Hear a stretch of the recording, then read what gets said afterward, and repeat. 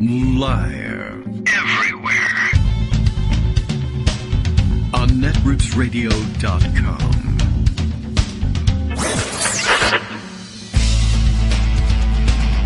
David Waldman. Kagro. In the morning. Now, here's David Waldman. Hey, good morning, everybody. How you doing? It is Wednesday, November 17th, 2021. Ready for another show? I'm not, but, we'll see what we can do to get ready in time. A little bit hectic in the headquarters this morning. We're shaving it closer and closer every day to missing the bus, despite the fact that we have this nice new app that tells us when the bus is rolling. But, there's only so much you can do with a teenager who complains every morning about how exhausted he is and can't get up for the bus and then stays up until, I don't know, whatever hour. Oh, you know how it is. You've had the kids, and then the chemistry book got left behind today. So the production assistant out of the office again today. Thankfully, not out of this office and in the other office because she was on hand to drive the chemistry book to school. That's the kind of day it is. And then I didn't get my music started, and no breakfast, and yada yada, all the stuff. So, whatever. Greg will bring some Pop-Tarts over, and we'll all have a good time. Plenty to catch up on today. More excerpts being released, time release fashion, I guess, from the Jonathan Karl book. It's getting annoying, but you can't ignore the stories because they're getting dumber and crazier. Although I will say there's also a new take on it, which is appreciated. I'm glad that they're, acknowledging this take. A book review, that is to say, a review of this book in the New York Times, and you know how the New York Times is about book reviews. Nasty, usually. So, especially, if it's not one of their authors anyway, writing the book. And point well taken, at least in this one. Jennifer Zalai, I don't know, S-Z-A-L-A-I. Not a name we come across a lot. I don't usually read the book reviews, I don't think. But anyway, like I said, this one well taken. In another Trump book, a journalist's belated awareness steals the show. This, I won't roll through the entirety of the review at this point. Maybe later. But just because we're in the intro section of the show, I'll let you know. This is basically an acknowledgement of what we've all been feeling. Like, not so much about why did you wait to tell us as it is about you appear to be caught by surprise by how crazy, dumb, weird, outlandish, dangerous the Trump administration was. And it worries me a little bit because you were like a chief White House correspondent and everybody else was like, how come that people like the chief White House correspondents aren't saying how dumb, crazy, outrageous, outside the norms, and just generally, woeful the whole situation was. How is it that you're only discovering this now that you're putting it all together in a book? And I don't know whether that's an accurate reflection of how Jonathan Karl feels about things, like he really was genuinely surprised by this stuff, but it's coming across that way anyway. And so, I don't know. I'm glad somebody brought it up, and now we can talk about it. So, why can we talk about it? Because the Kagro in the Morning show is live now.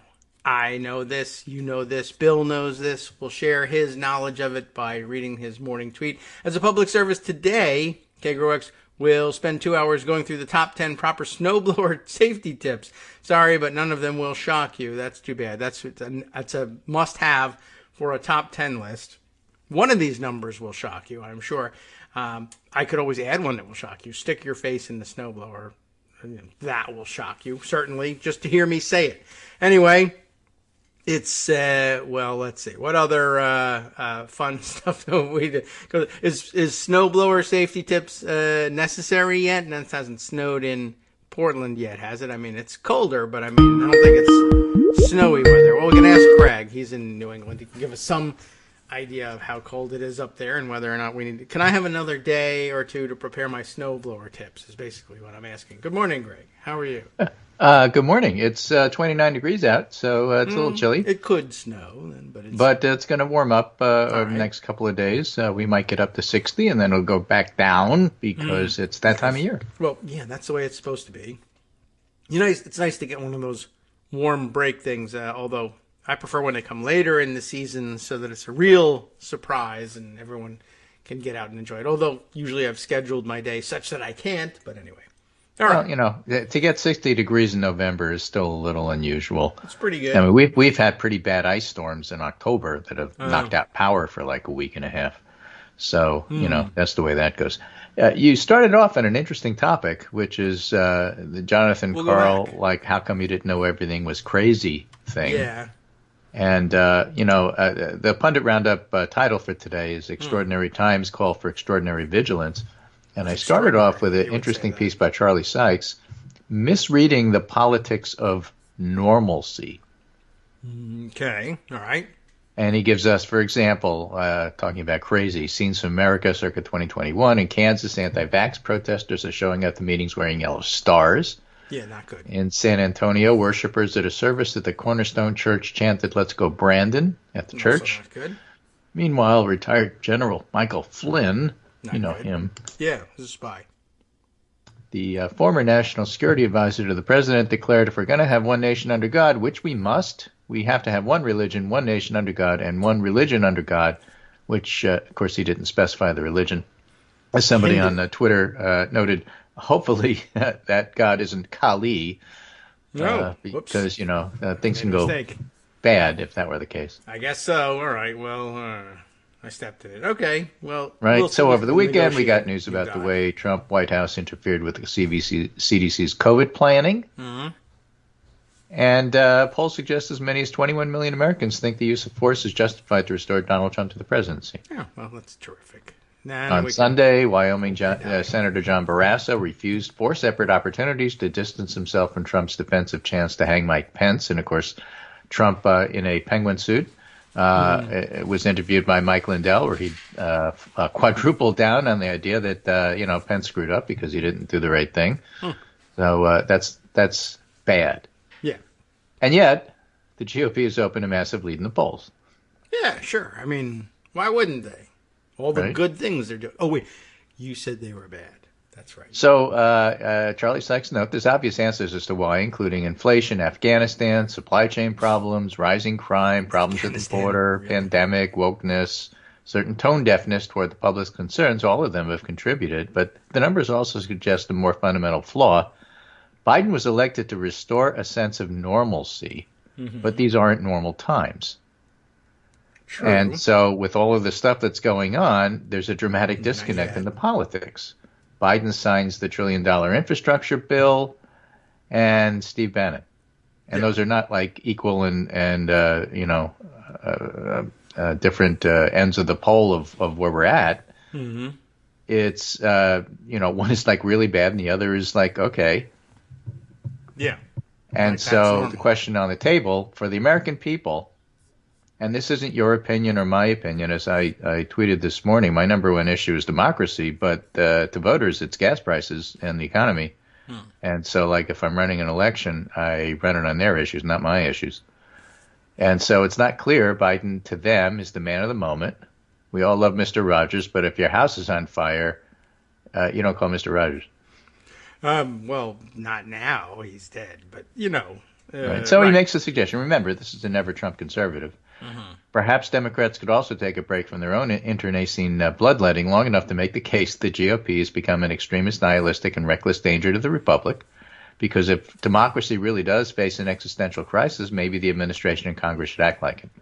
So, in some ways they are. Again, I made the analogy the other day. The Democrats are fighting fire with a fire department, and that's the whole point of putting Bannon, in front of a grand jury. And January 6th committee isn't going to be a panacea, but it's certainly going to help because I think they are going to have a lot of material to go through. And just as the impeachment, the two of them, really was on the Democratic side, skipping the Republican jumping on the table, was a pretty good list of here's what happened, this is why it's an issue, and they actually did quite well for themselves, even in retrospect. The problem, which most people don't recognize and people like Jonathan Karl won't state, is that Democrats are trying to do this entirely by themselves because there's absolutely no cooperation from Republicans, and that's part of the big problem. Still in the middle of it. Still in the middle of perpetrating the coup. So, yeah, right, they're not over. So all of that is true. That leads to this essay by Tom Edsall, which is pretty gloomy because he talks to all sorts of different pollsters and academics. And here's just one example, but they're all similar. This is Bill McInturff, the pollster. During this time, voters tell us prices are soaring, the cost of living is tied to the top issue in the country, and sharp increase in economic pessimism. And it's hurting Democrats. And while a year is a lifetime in politics, Gary Langer says the Democratic Party's difficulties are deep. They include soaring economic discontent, president who's fallen 12 percentage points underwater, and a sense that the party's out of touch with the concerns of most Americans. 62% say that specifically. So what you have to do, therefore, is you have to address the concerns of Americans if, in fact, you want to, put that back. So some encouraging stuff along those lines. It's not just all doom and gloom. This is from NBC. Democrats rebrand Build Back Better bill to counter inflation concerns. Senate Majority Leader Chuck Schumer says the $1.75 trillion spending package would help fight inflation and lower costs for families. Who says so? Moody's and the other ratings agencies, which say that looking at Build Back Better, they don't increase inflation. So that's all good. Parts of the CBO will say that. And that information should be out by Friday, if not sooner, this being Wednesday. And so we might even see a vote on it this week, which would be nice to get that behind us, just like you probably don't remember arguing over the infrastructure bill that the Republicans are now taking credit for. Yes. After Build Back Better passes, if it does, you won't be remembering infighting there either. So this is a rough patch that you have to get past. And at the same time, NPR has a piece, House Democrats, we talked about the Senate, that was Schumer. House Democrats have a new strategy to engage voters of color in the midterm elections, putting tons of money behind it. And again, that gets to the issue of you can't just leave everything for the last minute and expect people are going to vote for you because they're as riled up about democracy and January 6th as you are. They're not. You just have to face the facts and say, look, they don't like it, but it's not their number one issue. So stop running as if it is. Okay. Or broader terms, stop running as if your issue is the number one issue. It's not. Which is the same thing we get annoyed at when people start making CRT the centerpiece of what happened in Virginia. It wasn't. Right? But it's their issue, and so therefore it is. You see, the Democrats are in big trouble in the polls. That just proves everything I said about crime is true. No. Well, you can't disprove it because I'm winning. Well, I know it's obnoxious, but no. Okay. That's not what's going on. The economy. Usually is. All right. Right. Well, fair enough. At the same time, how's the economy doing? Not that bad in a lot of respects. Okay. Here's the story from That's Reuters. Nice Rating agencies say Biden's spending plans will not add to inflationary pressure. This is from Moody's. And the bills do not add inflation pressures. Policies help to lift long-term economic growth via stronger productivity.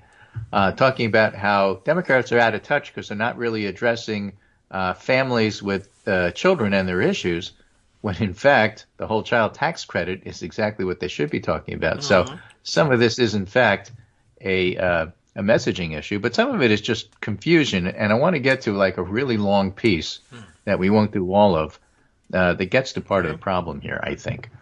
But this is from Quartz. Inflation is up and confidence is down, but the American consumer keeps spending, which is making the point that the economy is actually doing great in terms of people are spending money on products.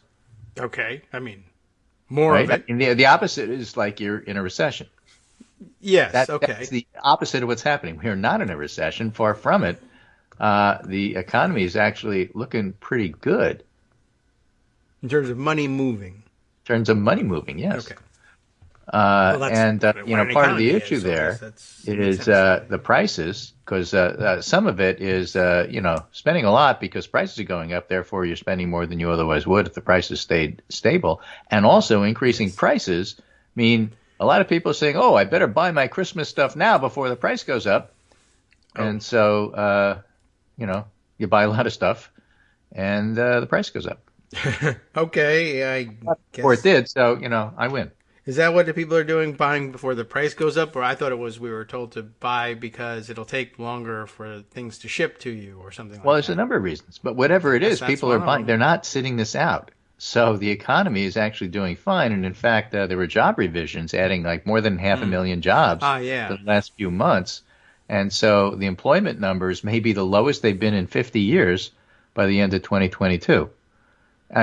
So things are not that bad with the economy. And there's one of those cases where you could certainly point to a messaging issue and saying, look, the Democrats are so busy arguing about how to pass this bill or that bill, and they're afraid to say what's in it because they think it might change at the last minute because of the way they do things. And so they've spent zero time talking about what's in the good stuff. We've talked about it on the show more than they have. And they have to, Well, we get should their get act their together money and say, then. look, we did this, and then we're doing this. And, give them another week if you want to get the stupid thing passed. But then you have to go out and sell it, which didn't happen with the Affordable Care Act because Democrats were afraid of it and they wanted to change the issue to kitchen table issues That is a or, kitchen table issue. other things that, set them up for Republicans are running on the fact that things are bad and it's Democrats' fault. Now, the political scientists say, again, we talked about this last week, this is a thermostatic response, meaning that when Democrats are in power, if anything is bad, people will blame who's in power. If that's the case, and Democrats do poorly in the 2022 election, that actually speaks well for their chances in 2024 with the White House and maybe even the Congress, because if Republicans are in charge, then people will blame Republicans. That's normally true.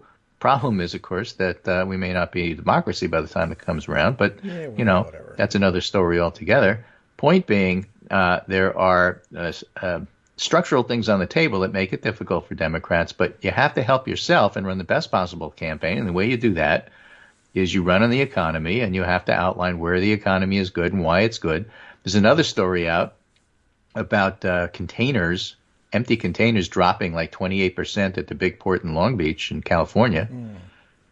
So because this is a demand issue, which is what the sales show, rather than a supply issue, if your demand is up 10% over pre-pandemic demands, then supply is going to have a hard time keeping track. And if the pandemic is making the supply a little harder and demand is going up, then that's where you wind up getting screwed. And that's, pretty much what's happening here. So a lot of this is a demand issue. And a demand issue isn't the same thing as, for example, a recession. It's the opposite. That's true. All right. Well, so, how do you explain that? Well, it's difficult. But what you can't do is spend all your time arguing about what Donald Trump said when, according to Jonathan Karl's book, and how the Democrats are going to argue about making the Build Back Better plan take another week. And that's all we're getting these days. And that's why I think the Democrats' numbers look the way they do. Okay. Well, I don't know what to do. We'll pass the thing. Well, you got to have a plan for selling what you're doing and then go out and sell it. That's what they say they're doing. It's that simple. And they're not doing that. Well, I did see that that's in the works. Somebody went with the headline today of Democrats prepared to fan out across the country, which I guess means about time. Recess. But they're not going to do that until recess. They're not going to do that until they pass what they pass. So that's why we got to suffer through it and hold your nose and get to the other end. I think, though, the fanning out was supposed to be for selling the last one, but they're still stuck here working on the next one. Right, exactly. All right. So that's part of the problem. Now, it's not just Biden that's having this issue. There's a piece here in Bloomberg about how authoritarian leaders all over the world are weaker than they look thanks to COVID. They're having the same issues, except they're supposed to be in charge. They're supposed to be the only I can fix it people, and they can't. Well, they don't know how and they don't want to, and some of their authoritarianism was built on not doing anything about this virus, which is weird. Right, all true, but it just makes things a little bit more unstable because they have to show that they're tough in other ways. So, yet another different thing to look at. And then finally, if the three big issues that hurt, here's another one just arrived. Yeah, if the three big issues that hurt Biden are Afghanistan, not what he did, but how it was covered, and there's nothing you can do about that. It's what people think about it, not what the policy is. The economy, which we're in the middle of talking about, and COVID, and those three things are how you're judging how Biden is doing, then you have to get those things to the best of your ability under control. Afghanistan, you can't do anything about now, but you can do something about our relations with the rest of the world, which Biden's working on. So of the three, I think that's the least important issue. Salient because of how media covers it, and there's nothing you can do about that. The economy, if you're working on it, and if your people are correct, then that should be in better shape, and we just have to wait that out. And as far as COVID goes, we're still in the issue of we're looking at what appears to be the beginning of a winter wave that's got Gottlieb, the FDA guy who said, it'll probably be over by January. It's not clear it's going to be over by January, and that doesn't help us in December. And right now, things are up. We have about an 18% rise in the country on COVID issues. If you look at individual states, you can read stories about how the hospitals are getting overwhelmed again, this time with a bunch of burned out medical staff who are quitting. I mean, this is all not good. And again, you can talk about why that's happening. And part of the reason, of course, is the built-in anti-vax contingent, which has made vaccines political, which is a horrible thing because now it's showing up in flu shots as well. But still, that's something that the Biden administration not only has to deal with, but has to show they're on top of it, and they're starting to deal with. And again, that too is a messaging thing because a lot of this has been muddled. Now, one thing that might help is that this week, the FDA should give approval for if you're over 18, you can get a booster. It's true in California. It's true in New York City now, Colorado, New Mexico. The rest of the country is going to follow suit, and Biden can then take his victory lap and say, this is what I wanted from the beginning, and then we're finally here. But as we're getting up to the break, after the break, I want to go through, not in detail about all of it, but parts of a really remarkable piece that a physician put together about looking at the ivermectin situation. Oh, really? Okay. And they're not just, the first part of the article is picking apart why ivermectin studies aren't what they appear to be, and includes the fact that ivermectin, of course, is a anti-worm medicine. Right, and I'm pro-worm, so you have a problem. But parts of the world are pro-worm. Are they? Well, there's flatworms and roundworms diseases in many parts of the world. So, for example, if you're going to look at Bangladesh and see how taking ivermectin is going to affect COVID, a confounding factor is that if a lot of people are infected by worms and you give ivermectin, you will help them with the worms, which may look like it's helping them in a lot of other ways, which may or may not have anything to do with COVID, or there may be some interaction that you haven't put your finger on. So, interesting. By the way, the word fluke, yes, in many ways, means luck, or maybe a tail fin on a whale. Right. But it's also another word for a flatworm. And juvenile flounder as well. Yeah, because they tend to look flat. Yeah.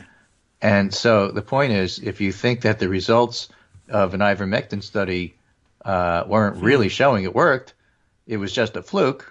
It may in fact be because it may have been the fluke it was a fluke that was in there. Yeah.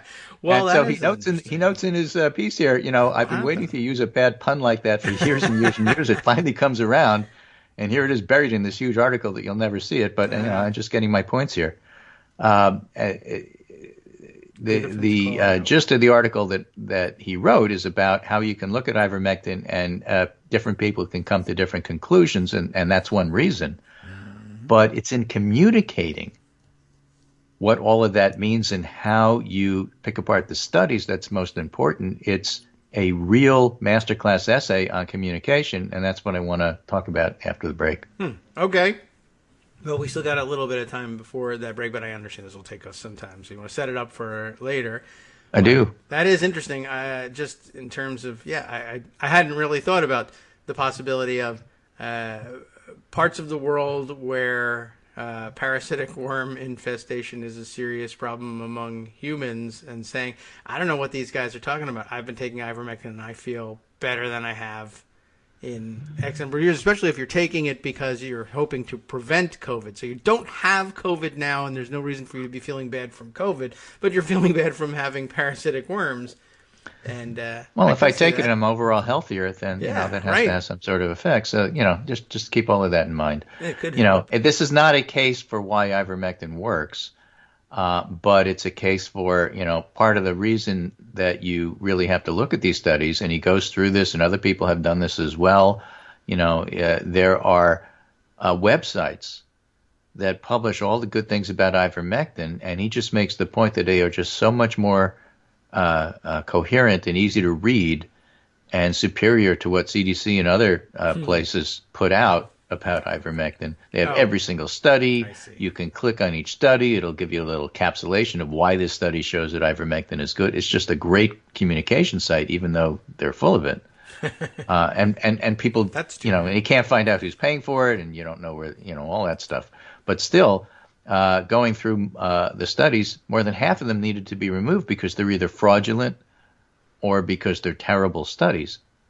And he and other people look at that. But nonetheless, if you list them all and you have 16 studies there which look like they work and 4 that they look like they don't work, then, and you're not a scientist, and you go and you look at that, you'll say, well, when people say ivermectin doesn't work, you must not know what you're talking about. Look at this website. It's just easy to see for anybody. Right. This doesn't even take into account its delicious apple taste when it prepares a paste for horses. They could maybe... But there's a bigger problem, and that is trust, and that's what we'll deal with after the break. Okay, well, that sets that up nicely. Why they didn't make it taste like hay, I'm not really sure. But anyway, hers is like apples, too. People don't like hay. How do you know it doesn't? That's true. Hi, it's me, David Waldman, the same guy who was just talking to you a second ago. Our Patreon subscription drive is still going strong, with over 175 monthly donors who help keep us on the air. If we've helped keep you going during the pandemic, why not return the favor and help us keep going so we can all be together for the next disaster? Patreon.com, Patreon.com, makes it easy to make secure, recurring monthly contributions to support our show. Patreon.com/KagroX gets you straight to our donation page. Maybe you'd like to thank us for keeping you sane during the Trump era. Maybe you're looking forward to in-depth explanations of what's going on in the Biden administration. Whatever it is that keeps you listening, we need your help to keep bringing it to you.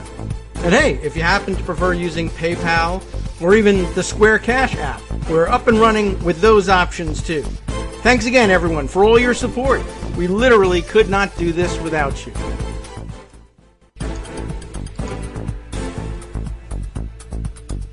Welcome back now to the Kagro in the Morning Show here on Netflix Radio. Okay, I believe we have set ourselves up adequately for more discussion of ivermectin, that thing that doesn't work that we're going to spend more time talking to you about. I don't know. Yeah, I mean, it's good information, and it feels like it's important. I don't know. Has anybody ever run into anybody? I'll have to ask the listeners whether they've ever run into anybody who said, I'm thinking about ivermectin, and you've been able to talk them out of it? Or maybe, if not, maybe this will help, I guess. So the piece is from a Substack called Astral Codex 10, and it's called Ivermectin, Much More Than You Wanted to Know, and that has a wonderful picture of a sandworm from Dune, which I think is highly appropriate for this entire discussion. You don't have to be afraid now. But it talks a little bit about going through the individual studies and which one you can discard and which one you can't, in detail. Okay. And then adds, look, I think it's important to address ivermectin support on its own terms as a potentially plausible scientific theory in a debris field of confusing evidence, which should be debated to the usual standards of scientific debate. Now, this guy's a doctor, but not an immunologist. I've tried to do that above, but this picture would not be complete without acknowledging the overlap with vaccine denial, a segment of people who are completely crazy and wrong who happen to have fixated on this mildly interesting question of ivermectin as opposed to some other one with even less evidence. So I've been trying to figure out a model, he says, where ivermectin support and vaccine denialism both make visceral sense to me. And here's what I come up with, he says. Imagine it's 2025, okay, and an alien invasion fleet reaches Earth. 2025, really? You're right. So a few years from now, we're going to be invaded by aliens, like an Independence Day or something like that. Okay, and we know. Okay, but this fleet on the way gets hit by a supernova. Oh. Right? So the spaceships are partly disabled, and when they get here, they're not nearly as strong a force as they normally would be. Suckers. And they're only able to conquer Australia. Wow, they really got hit. Okay. Okay, so Cut 'em they loose, take over Australia. Now you Right. got aliens in Australia. And there's a few cycles of conflict and ceasefires, and a few cities get nuked here and there, and then finally we settle into this uneasy peace with the aliens from Australia. They're now We have to Australians. live with them. We don't like them, Right. but they're there. Okay. Right? Okay. Right? That's the setup. So All over right. the next few years, Weird. humanity grudgingly admits the invaders into the world community. Australia has a seat at the table. They get a seat at the UN. We sort of cooperate with them on projects that are important to both sides, like climate change. we still hate them, but only at the level of ordinary international rivalries like USA, USSR. Okay. All right? So you can picture that? Yeah. Okay. Right? We don't like them, but, we've agreed to get along somehow. Now, 10 years after that, these aliens announce that there's this thing called a quantum mimetic plague from Andromeda sector. Uh-huh. It's reaching Earth, and billions of people are going to die. Oh, we're going to get it. All right. We are going to get it unless we let them put an immunity-granting cybernetic implant in your brain.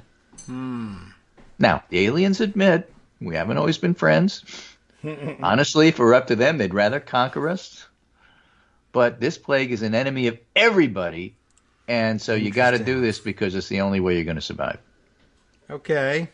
All right? So do you let the aliens put the implant in your brain, or do you not? Good question. Right? You don't trust them. No.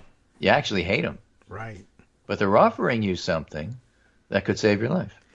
Right. Now, you don't have to decide immediately. Okay, good. Right? The brain implants aren't even ready yet. Phew. Right. Right? Some people, humans, suggest, well, while we're waiting for the brain implants, why don't you wear a face mask and get vaccinated? Yeah. Right? Right. Now it's And the aliens say, no, don't do that. That won't work. You have to get this brain implant. Right? If you do anything other than get the brain implant, you're an anti-science idiot. All right. Yeah, I can see this happening. So the human nations say, well, okay, but it's not here yet, and we're practical people. Why don't we try the face mask while we're waiting? And you know what? They work. We seem to be doing okay. And the aliens say, whatever. Maybe it works for humans. We're aliens. Oh, that's a possibility. But that's not the point. The point is you got to let us put this implant or you're going to die. And we're convinced about that. Uh-huh. And some people say, well, maybe we should go, reopening services and live our lives. And the aliens say, that'll be mass sacrifice. And the humans open anyway, and a lot of people die, but everybody doesn't.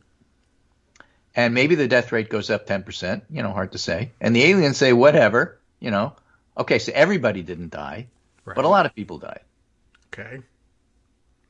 And the aliens say, you guys are looking at it the wrong way. We're telling you what's going to happen, and you're still thinking long and hard about this brain implant. You don't know what to do.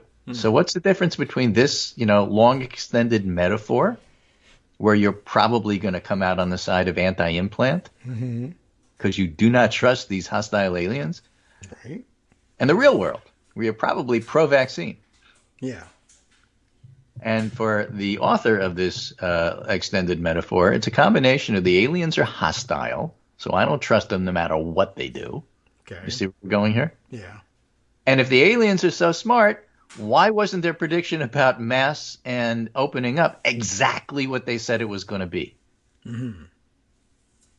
Right? And besides, I don't even understand their argument. I don't know what a quantum mimetic plague is, and I'm never going to know what a quantum mimetic plague is. And why would brain implants even treat it? True. Good question. And if I don't understand any of that, how am I supposed to understand at a gut level how important it is? I don't know. You know, by the way, I don't know what you're doing with these brain implants, but sounds like mind control to me. Right. Microchips. Yeah, sure. 5G. Right? And all of this comes down to a more basic problem, which is these are hostile aliens. Mm-hmm. And start with the second word first. Because they're alien, I cannot trust that they're on my side. Obviously, what you, the listener, is supposed to do is say, okay, forget aliens. Let's pretend we're talking about Fauci and National Institutes of Health. Yeah. Right? Because they're alien, I can't trust they're on my side. And because they're alien, their predictions to me all feel like a black box. I don't know how they make them. I don't know the difference between 50% confidence and 99% confidence. I don't know any of that. All I know is they made a couple of predictions and they weren't on the money, so I don't need to believe that everything they say is true. Okay. Right? And not only because they're alien and I don't trust them, every time they use a word, I feel like vaccine or efficacy. I feel like it's not only beyond my understanding, but it's unfairly beyond my understanding because they keep using these words on purpose because they know I can't possibly double check what they're saying. And because they're alien, I have no idea how the technology works anyway. True. Now, he says, he himself, the author, I'm not an immunologist. I don't have the specific expertise it would take to evaluate whether vaccines work. But one of my friends in medical school decided to do a joint MD PhD in immunology, and I didn't follow her lead because I didn't want to spend my entire 20s and 30s in soul-sucking research labs trying to remember 30 different kinds of interleukins. But when I asked myself, why am I not an immunologist, the answer is because I don't like intense misery. Okay. Right? It's not because immunologists are an alien species and I can't possibly imagine myself becoming one, but you get to the same point. And it's the same thing. And more generally, he says, I come from a social class where becoming an immunologist is considered reasonable. So, and I know why vaccines should work in theory, and I know a lot of smart people who I can ask questions to if I were confused, but that's not like everybody else. Mm-hmm.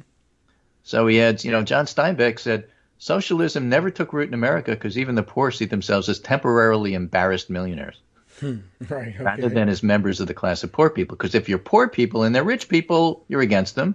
But if you're a temporarily embarrassed millionaire, you're on the same side as they are. Could be. So if you're an ordinary citizen and you hear what CDC says and then they change their mind and then they change their mind about vaccines and they say something which may be true and then things evolve and Delta comes along and it's more infectious. So what was true isn't true now and it all makes sense. You still step back and saying, do I associate myself with the scientists and all the people who are doing this?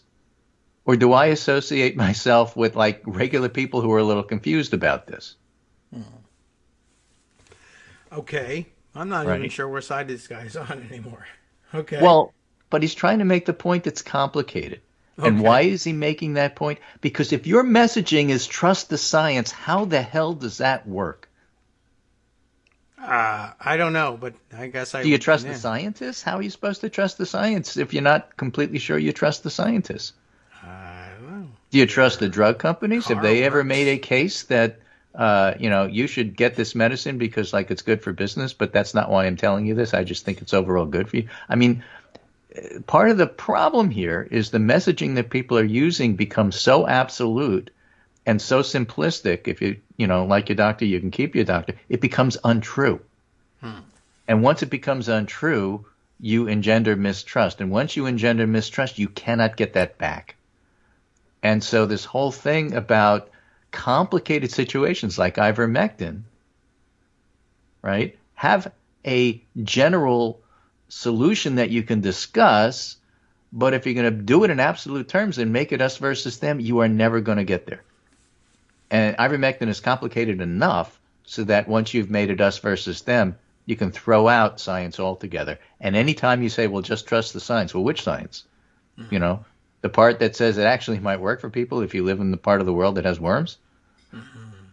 That's science too. Live there, you're supposed to not trust that. So don't make it so simplistic as I'm right, you're wrong, my side is good, your side is bad. If you don't agree with me, you're anti-science. None of that is going to be convincing. It's not going to help. It's only going to make things worse. That's really the point of all of this. I don't know what to do. So what are we telling people? You can take ivermectin but also get vaccinated? Well, look, ivermectin doesn't reduce mortality in COVID, his summary. Yeah. Parasitic worms are a significant co-founder. And such that they made him get a positive result even when honest and methodologically sound. Fraud and data processing errors were a big deal. And trust science is not the right way to reach proponents of pseudoscientific medicine. You have to do it some other way. I don't know what way. You have to expose who's behind the website. You have to talk about the money that's going into it. You have to talk about the bad faith. But just say trust in science isn't going to do it, because the science people are going to get stuff wrong, or they're going to get stuff inconclusively incorrect because circumstance changes, and whether or not to wear a mask is a perfect example of that.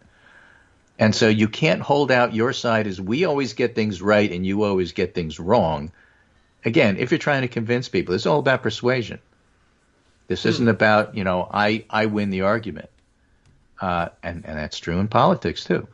And so, there's always those lessons to be learned. And I think anybody who's going to talk about how to do persuasion better is worth listening to. So I think this guy has some really sound points here. No, ivermectin doesn't work. But you have to understand, on the one hand, that it's confusing. And so you ought to cut a little slack to people who think it might, especially when the pseudoscience is being backed up by a lot of dark money that goes into really slick websites that are designed to sell people on this stuff. And that a lot of the people who talk about the fact that vaccines and masking and non-pharmaceutical interventions and this and that and everything don't work, a lot of them, sell stuff on the side that also doesn't work, and that's part of their motivation. But so far, at least with a segment of the population, a large segment, they've been better at selling their stuff than you've been selling yours. And part of the reason that your sales pitch doesn't work is you can't rely on something like trust the science. That's just not good enough. You have to do it differently. And again, what should you do? I've said this from the beginning. I'll say it again. You have to be transparent about what you are trying to do. Why is Biden trying to push the boosters out to everybody, 18 plus? Why are places like California doing it? Why are places like New York doing it? It's because the public doesn't want to get infected, and the boosters seem to help you not get infected. Not perfectly, but if that's what you're doing, you should say so. Mm-hmm. It isn't all about whether or not it keeps you out of the hospital. Most people don't think they're going to wind up in the hospital. The public health people care about that. The public doesn't. The public doesn't want to get infected. The public wants to go back to what they consider to be normal. They want to have Thanksgiving with their relatives and yell at them about politics. That's what they want. They want to go back to doing that. Go to a school board meeting and bring turkey. Safely. Yeah. They want to go and yell at a school board meeting safely without masks. I mean, that's what the public wants. And so that's the sell for boosters. And you could argue, well, the scientists aren't completely sure whether or not that's right. You have all this FDA debate and this and that. And that. Well, that's kind of missing the point. And it really gets to the point where you're saying, well, the science is really confusing, but at the same time, you're telling people to trust the science, and at the same time, half the scientists don't agree. So what are you saying here? Biden's message was a whole lot simpler. We think the boosters work. You should get a booster. And the FDA is probably going to agree with that as of this week. And by the end of the week, I would expect everybody over 18 can get a booster if they want to. Not that you can't now. And a lot of the change, you can just go and get one. Mm-hmm. But Biden's going to turn out to be right about this in terms of his whole approach over CDC, FDA, public health people, and others who have made this far too complicated and think like the Build Back Better or the infrastructure stuff that people really are interested in debate back and forth about the pros and the cons. And no, they're not. They don't want to hear that. They want to say, what am I supposed to do? And tell me why, in simple terms that I can understand and that I can trust. And if you don't do that, you're going to lose. Oh. Well. And then it's important for two reasons. We don't want people to die. And at the same time, COVID is one of the big three things that's affecting how the Democrats are doing. Okay. Well, then I'll admit that it's a problem. Because I was just... That's my rant. That's why I thought this article was so good. Wow. All right. Well, yeah, I don't know. This one leaves me more confused, I think, than what I've been doing that a lot lately. Yeah, I guess so. I mean, we're still not taking ivermectin, right? Right, unless you have worms. Right, in which case, fine, go ahead. But just also, you need to be transparent. Talk about the fact that you have worms, and now you don't. And that's why you feel better. Right. So, I mean, but it's not enough to say, well, I'm doing it because Fauci says so. Okay. And in fact, Fauci maybe, given the fact that he's a hostile alien to a lot of the country, is not the best messenger to go and sell this. Maybe not. Dolly Parton's a way better messenger. And maybe you need people who have gotten out of your ICU in your community and recruit them to be the salespeople. Okay. And maybe you need to get whatever local politicians you can who do think that vaccines are good to go ahead and do this. And it will really help if the FDA says go ahead and get your booster, and everybody just says, look, everybody should go ahead and get their booster. And the scientists who doubt it can say, look, we still need to study this and just be sure. We'll do our post-marketing analysis. That's part of the process. And be aware, we may come back to you with recommendations as we gather more data. Or we see the results with how the virus itself evolves, whatever it is that they want to say in terms of we reserve the right to make changes later. But go ahead and be on the same page. Okay, I think. I don't know. I'm getting... one thing about Democrats versus Republicans are always on the frickin' same page. The best example of that I could think of is taxes. Economy's good, lower your taxes. Economy's bad, lower your taxes. Sure. It's simple. Okay. It fits on a bumper sticker. It's not hard to explain. Democrats, well, you have the supply and demand. It's a supply side. It's a demand side. You have this, you have that, and it's going. Well, I don't understand what you're trying to say here. What you're really trying to say is I'm not responsible. Well, that's, I'd rather lower taxes because at least that sounds good, and I know where they stand. Yeah. I don't know where you stand. Okay. Well, ivermectin doesn't even fit on the sticker. There's nothing you can say about it. Yeah. But okay, won't necessarily be that. All right, so complexity and nuance. Once again, we're stuck with having to figure out how to explain that. But I guess step one is not to cast anything in absolute terms. Yes, and to try to simplify it without it being wrong, and leave yourself wiggle room for things that are going to change based on further information. Okay. But in other words, be transparent, tell the truth, and be transparent about how you got there, so that when you change your mind, which you inevitably will, people will see why. Okay. Politicians hate that. They just hate it. They don't want to tell you that. Well, yeah. Because the truth is, really complicated. My donors don't like it. Yeah. I have a good relationship with that guy across the aisle, and the guy who's on my side who agrees with me is a real putz, and I really hate having coffee with him. Whatever. You got to come to a decision by a certain date, and maybe the data isn't in yet, but November is coming. Nothing I can do about this. And besides, it's not my issue. My issue is this, and, whatever. Right. The truth is a little bit more complicated than people want to hear. But you have to at least come up with something that's consistent across the party and people can buy into. And all of this sausage making has just really been incredibly harmful. And it's not just with Build Back Better, and it's not just with the infrastructure bill. It's with the policies and procedures for how CDC has been functioning in terms of getting public health messaging out. Well, it has not been helpful, no. and that deliberation is great that it's transparent, but at the end of the day should be a message without all of the sniping that you didn't take my recommendation, and so I feel like I should attack it. Okay. Well, not a great thing. I think I'm puzzled, and I don't know what to do exactly with. I'll have to sit down with this one and read it again, because I started to come away with well, what is he trying to say? That everybody has a good point worrying about being implanted with a 5G chip? I don't like that. That doesn't make any sense to me. Well, yeah, you've simplified it to the point where I already came to my conclusion, and part of the reason is I don't trust the people who want to put the chip in. Yeah, well, but... Well, you have to come from the perspective that whatever it is you're suggesting, a third of the country, if not more, the red parts of the country, look at you like a hostile alien. Yeah, Act accordingly. I guess. I'm not sure what to do.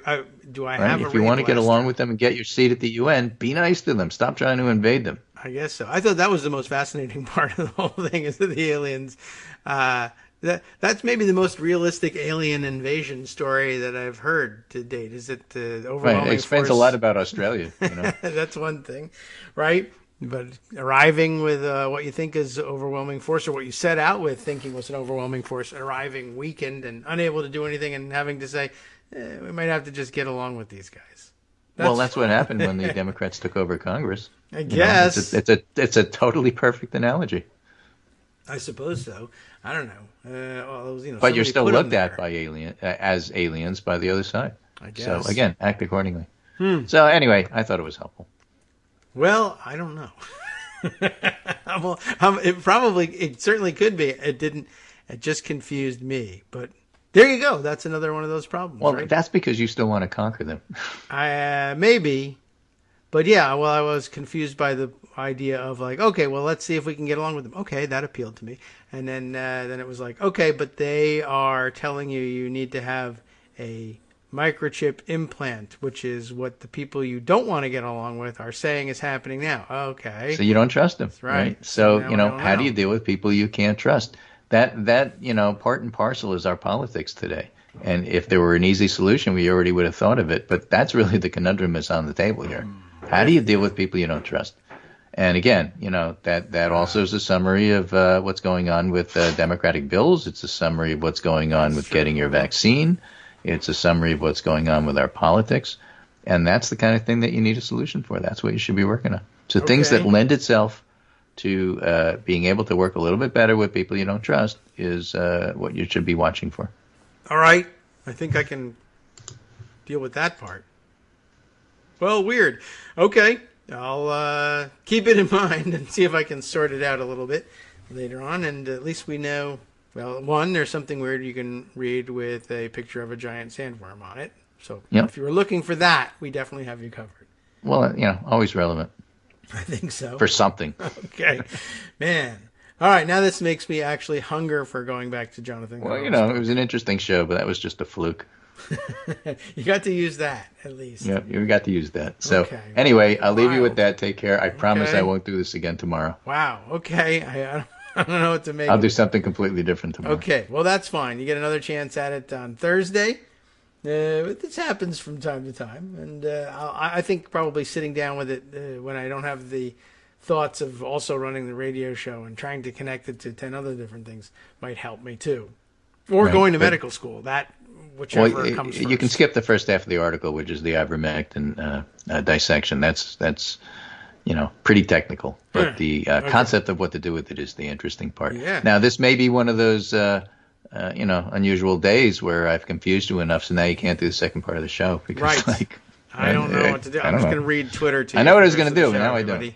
Right. And I'm not even certain that this is really true, any of this stuff in Twitter, and could be from aliens, but there's no point in not telling you at this point, I think. So the moral of the story is now you don't trust anybody. Yeah. Which also somehow I'm supposed to admit, input from everyone as well. I don't trust any of you, but I can't say why. So give me your best advice and we'll see what happens. Right. Okay. So, one thing I will leave you with, and that's a little bit more politics, completely changing the subject, and that's our favorite weirdo, Marguerite Taylor Greene. Oh. She did two things yesterday, which were fairly bizarre. Mm-hmm. She's very upset more than usual? That the 13 people who voted for the infrastructure bill haven't been kicked out of the Republican conference. Conference. Yes, they are. We're the caucus. So she said that episode is hurting Kevin McCarthy's chances for speaker. Well, she will need changes before supporting him. So the person who isn't on any committees is dictating how McCarthy should run his campaign should the Republicans actually take over Congress. Yes. Liam Donovan, Republican consultant, notes the other problem with not having a good strategy or tool set to deal with the freak show in your conference is you end up inadvertently emboldening stuff like this. Yes. So she's now got a platform and just makes McCarthy look even weaker than normal. But that's not even the most bizarre thing that she said yesterday. Oh. All right. What else was there? She's mad at those 13 people. Yeah, I understood that. And one of them is John Katko. Yeah. Katko's from New York State, upstate New York. Right. Okay. And she thinks that all of the 13 should lose their committee assignments. Sure. Well, Katko is on Homeland Security. And she said, obviously, Katko should get kicked off of Homeland Security because what's New York got to do with Homeland Security? Okay. I don't even know where that came from. All right. He should be on the border. It should be border state people. That's the only kind of security we need. Right. That's because she was born as after if nothing 2000. ever happened in New York City to spark the creation of the Homeland Security Department. As if New York City doesn't see, people from all over the world show up at their airports and other places. Mm-hmm. I mean, what would New York know about Homeland Security? Right. Yeah, I believe she was born after 9/11, so. Never forget. Okay. Forget what? Right. I already forgot what I was supposed to never forget. Right. Just make sure you never do, though. Because, I don't know, because flag. There you go. Yeah. That's what goes together on the T-shirts. Okay, yeah, that is pretty odd. I mean, she's an extraordinarily dumb person, no doubt about that. I did learn. Well, it's another Democrats in disarray story, so I just thought I'd highlight it for you. Yeah. All right. Well, she's apt to do those sorts of things. Yeah, they are learning. I think all except her figured out yesterday in their conference meeting that they can't kick people off of the committees. That again, that requires Democratic assistance, and they're not going to get it. But leave it to Marjorie Taylor Greene to skip that part of the meeting or tune out during that part of the meeting. Right. Meanwhile, Paul Gosar is probably going to be censored today. Yes. Censured today. Right. That's true. That only requires a majority. So. And the Democrats will do it because the Republicans wouldn't yet again. Right, and that means he has to stand in the well and listen to his colleagues berate him, which is cool. That's pretty good. They need the stocks and tomatoes and whatnot, but that's outdated now. So. All right, yeah, that's a fun thing that will happen today. That plus reading about worms. And, all right, very good. All right, we'll get another shot at this tomorrow. Thanks, Greg. Appreciate that. And the music means we can stop trying and coast for the rest of the hour. It's been quite an effort. Okay, well, thank you. And all right, we'll see you again tomorrow. Very good. Oh, well, we got more time to say that one more time. I don't know. Nothing else, though.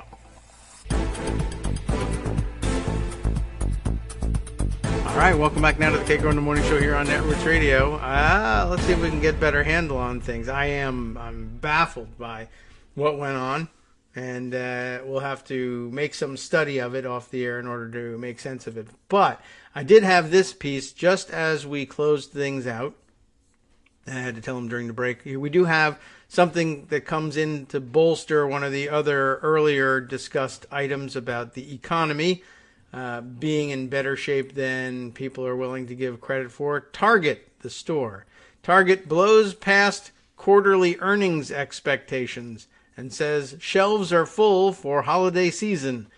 That's good news because it was a lot of times Target, where right-wing folks were taking pictures over the past couple of weeks of empty shelves, insisting that they lived in a Soviet state, and thanks a lot to Joe Biden for ruining the economy, when in fact those were shelves that had just been cleared of Halloween decorations and candy in preparation for putting out either Thanksgiving or Christmas items. In other words, a routine clearing of the shelves before they are restocked with another display of opulent consumerism. And, of course, the shelves are full. It happens every year, but it doesn't stop people from circulating the photos with a false meme attached to it. Anyway, in addition to all of that, you can't argue with the money. Target says inventory is up by $2 billion from last year in terms of filling the shelves, after efforts to bypass global supply chain disruptions. Everyone got so worried about supply chains that they ordered extra.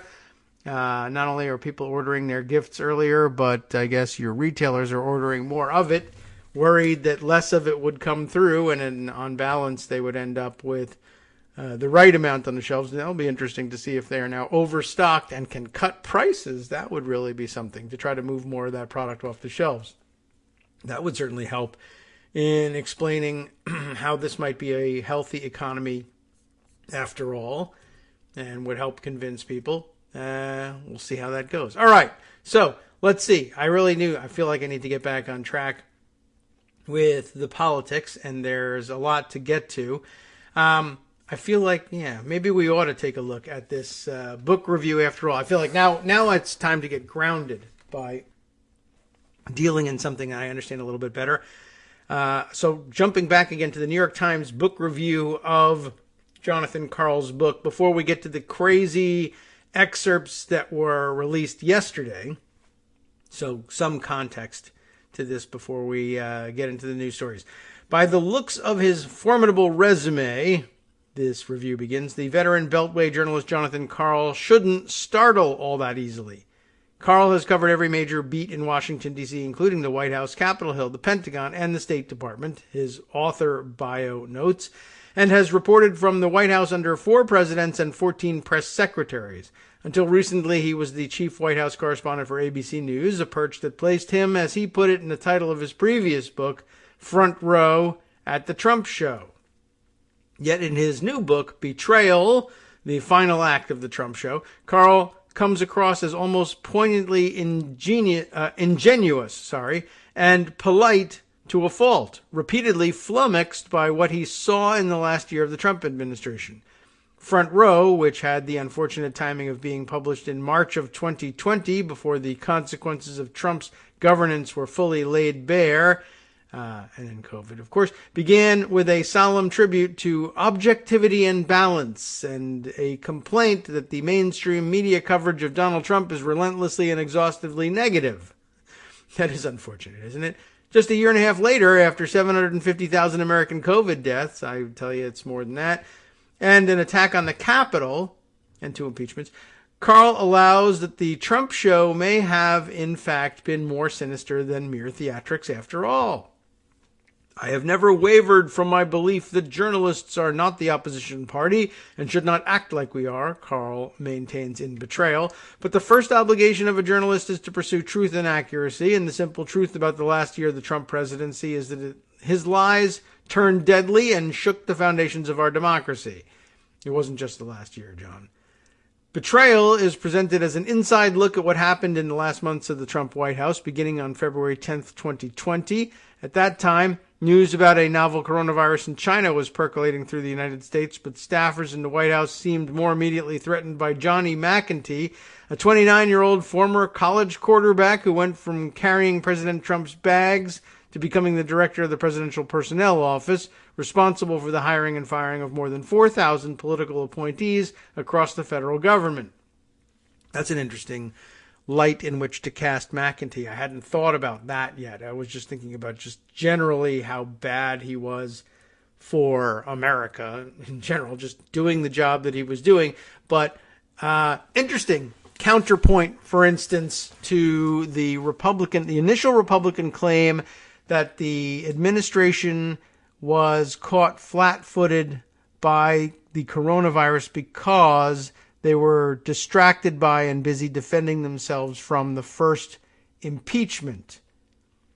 Whereas here, an alternative thesis is they were unable to respond adequately. Well, they may never have been able to respond adequately, but they were unable to respond adequately and caught by surprise by the coronavirus pandemic because they were too busy looking over their shoulder, making sure they weren't getting knifed in the back by Johnny McEntee. That's an interesting thought. I don't think I've seen that expressed yet. McEntee saw it as his duty to purge from the executive branch, anyone deemed insufficiently loyal to the president. Less than a year later, on January 1st, McEntee would send a text message to Mike Pence's chief of staff, insisting that the vice president had the authority to overturn the results of the November election.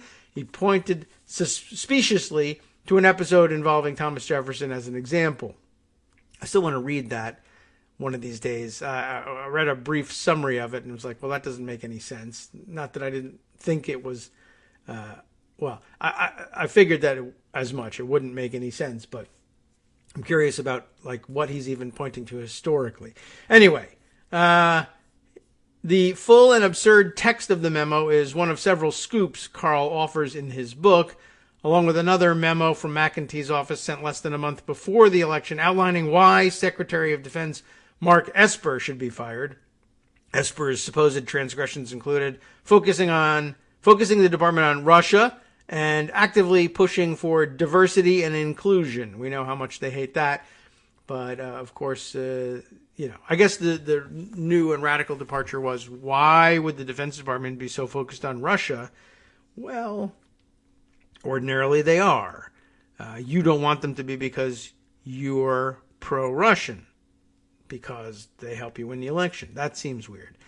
Carl also says that Trump threatened to create his own political party, backing down only when Ronna McDaniel, the chairwoman of the Republican National Committee, countered by threatening to give away the valuable email list of his 40 million supporters for free, effectively making it impossible for Trump to make money by renting it out. That's pretty good. Ronna McDaniel disarming that threat pretty well in an innovative fashion. McDaniel and Trump have since denied any such standoff. Too bad. Trump even denied it to Carl's face, which I'm sure he did a lot of things, and including, by the way, I did see the other day, with all of these little bombshells dropping, Trump has said, this third-rate journalist, nobody, Jonathan Karl, I mean, he's one of the biggest journalists going, of course, says all this stuff and it's all lies and I deny it all. But in addition to all of that, remember that most of these bombshells are based on face-to-face interviews granted at Mar-a-Lago, which it's Trump's MO. He grants these interviews because he knows exactly who these people are, and they're the most prominent journalists in the country. And then when he says dumb stuff out loud, and they quote him, and then he says, not only did I not say it, even though I'm on tape saying it, but the guy who says I said it is a third-rate hack journalist who nobody knows anyway. You invited him to Mar-a-Lago to sit down with you as the former president of the United States for hours on end. And he told you he was writing a book about you. What did you think he was going to write? But that's the Trump MO. Any publicity is good publicity. And to the extent you don't believe that, well, then watch me take the publicity. And if you think it was bad publicity, I'll just deny that it was ever true. And you can worship me based on that. All right. Well, anyway, McDaniel and Trump denied any this standoff over the mailing list. That's pretty interesting. Trump even denied it to Carl's face, and he didn't deny much else when he was doing the interviews. In one of the last interviews he granted for betrayal. During the same interview, Trump reminisced about the speech he gave on January 6th, and this, of course, shortly before the attack on the Capitol, calling it a very beautiful time with extremely loving and friendly people. I'd love to hear him actually say that. That's been his line about the whole thing. They were tourists. They were hugging and kissing the police like they were beating their brains in. What are you talking about? I don't know why anybody interviews you anymore, except to show you as an idiot, which I guess, thank God Jonathan Karl finally realized that's the reason he was doing all these interviews.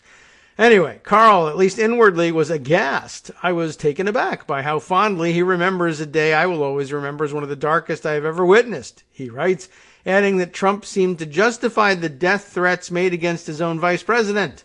It boggled my mind, Karl said. It did? The author's expressions of surprise are so frequent and over the top that they are perhaps the most surprising parts of his book. Betrayal is less insightful about the Trump White House and more revealing of Karl's own gradual, extremely belated awareness that something in the White House might in fact be awry. Events strike him as wacky, crazy, nuts. He delves into the outlandish conspiracy theories around the presidential election, earnestly explaining why each of them is wrong. He scores a number of on-the-record interviews with Trump world insiders, nearly all of whom insist that even as they publicly sided with Trump, they were bravely telling the president some very tough truths in private. Karl recalls September 10th, 2020, as a turning point for him. The day he asked the most forcefully confrontational question I had ever asked of a president or any other political leader. By that point, Trump had been playing down the pandemic for half a year, insisting the coronavirus, quote, affects virtually no one. 50 million Americans, but whatever. Carl, who until that moment had cringed when he heard other reporters use the word lie, was sitting in his front row seat at a briefing and moved to press Trump.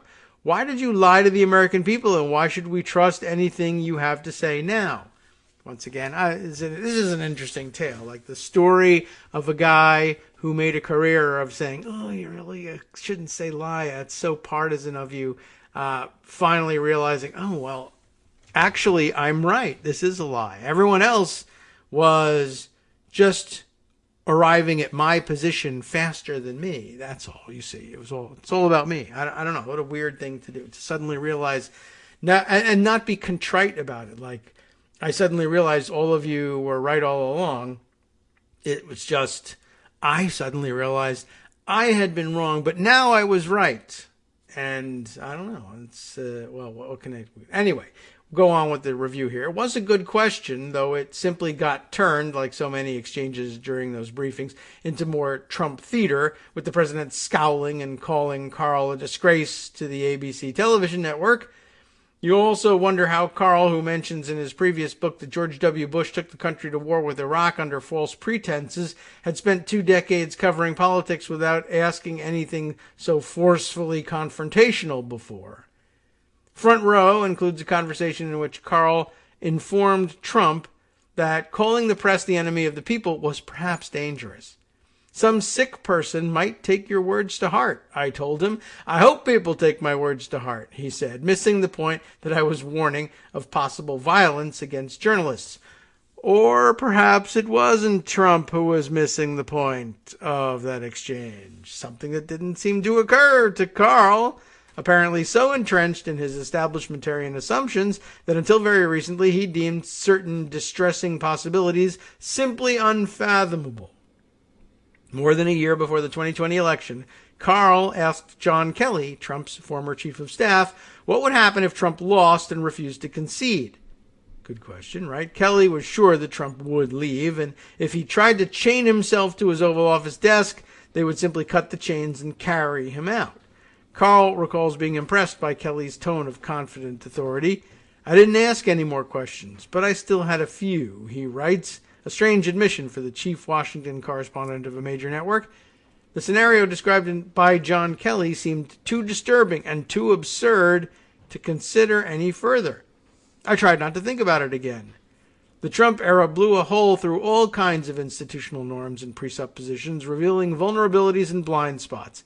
It probably speaks to Carl's decency as a person that he didn't want to contemplate anything so terrible, but for all the high-minded talk in his books about the journalistic pursuit of accuracy, he gives little indication that he had the imagination to handle the truth. That is pretty rough. Probably wouldn't get so rough if he were working for the New York Times, and this was a review in the New York Times, but then you would just find this review in the Washington Post instead. Had to be said. So, glad to see it done. Very interesting, and gave me some things to think about. Let's see. Man, things to follow up with. There's so many. Including yesterday's, I guess, we got to go to yesterday's revelations coming out of the book. I mean, at least you can see they're so crazy that even Jonathan Karl couldn't hang on to his establishmentarianism, I guess, in the middle of all this. Let's see. I got to scroll down and try to find these things. Here's the ABC News analysis of it. So remember, this is his outlet now discussing the excerpt from his book. And this was the big one from all day. Trump allies pressed Defense Department to help overturn election, new book says. It's a very bland and anodyne headline for what was actually going on. Maybe you saw another distillation of that from either Robert Maguire from let's see, previously with the Citizens for Responsibility and Ethics in Washington, and Dark Money Sleuth with Open Secrets DC. Robert Maguire making this comment, and then Peter Strzok, the former FBI agent who was singled out for ridicule and dismissal by Donald Trump for daring to investigate his connections with Russia, etc., and actually believe that there was something there. Both of them commenting on this. So McGuire is talking about this particular episode, put in bland terms by the ABC headline, and he distills it down to this. So after Michael Flynn called a DOD official to try to enlist his help overturning the election, Sidney Powell, called to say that CIA Chief Gina Haspel had been injured in a secret mission to retrieve an election server. He does the whole I just can't thing and then posts the screenshot of the part of the excerpt that amazed him most. Peter Strzok actually reinforcing this, saying, a secret mission requiring a DoD special operations mission into Germany to rescue her. That would be Haspel that they're talking about. Ladies and gentlemen, the former national security advisor and his legal team, Mike Flynn and Sidney Powell. What's it all about? Well, now you got to read the article and figure it out. Now, this is what you should be looking for. The headline doesn't tell you quite how crazy it is. But here it is again. Trump allies press Defense Department to help overturn election. New book says. You might immediately think that this was about mobilizing the army as part of a military / Trump coup. And of course we did worry, and we were correct in worrying that Trump was trying to execute a coup here. And everybody worried at some point that he would bring the military in on it. So a lot of people saw that headline, including, I can't remember exactly who I was thinking of, was saying this morning, didn't I tell you yesterday that we were worried about him bringing the military in to reinforce his coup? Yes, but listen to the full oddity of it doesn't become clear until we get into the details of the story. This ABC News piece written and credited to Will Staken, Steakin. I don't know if he says steak like steak or Steakin, but someone can call him and ask. In the aftermath of the 2020 election, just to set the scene here, so it's like November, some of Donald Trump's closest allies embarked on an unprecedented effort to get the Department of Defense to chase down outlandish voter fraud conspiracy theories in hopes of helping Trump retain power. ABC News chief Washington correspondent Jonathan Karl writes in his new book. So it's a twist. It's not so much that he's saying, well, whatever the legitimacy of my claim is, hey, Army, will you come in here and come with your guns and shoot people and make it clear that if you oppose my coup, you'll be shot. That wasn't a straight up request quite like that. This is Mike Flynn, I guess, using, I imagine he thinks he's using his connections in the military. Of course, he's a retired general, but I mean, retired under weird circumstances and fired from Defense Intelligence Agency by the previous president, by President Obama. And I know everyone, rehabbed him because they hate Obama or whatever, if they're QAnon type people. But the fact is he didn't really leave the Army with a sterling reputation. But I guess he still thinks he has friends there.